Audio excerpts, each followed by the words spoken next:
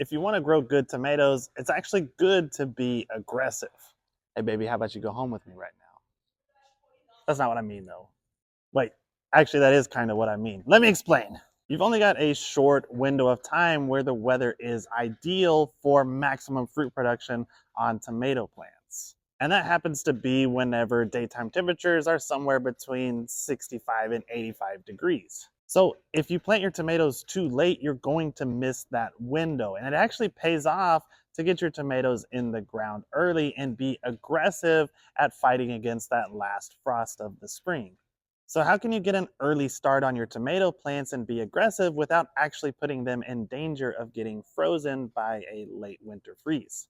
My favorite method is to actually plant them into a pot that's a little bit bigger than what they are currently in.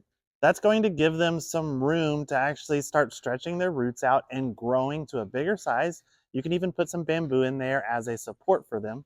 But it's still a small enough container that if we do happen to have another freeze, you can just pick it up and bring it inside to protect it from the frost.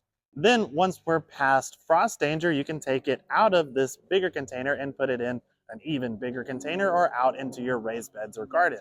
Now, if you want to be aggressive and plant straight into your larger containers, raised beds, or your in-ground gardens, there is another method that you could do.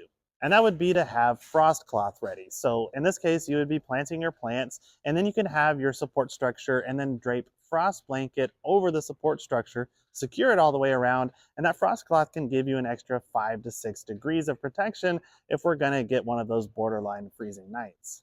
But those savvy tomato gardeners know that being aggressive, it can pay off.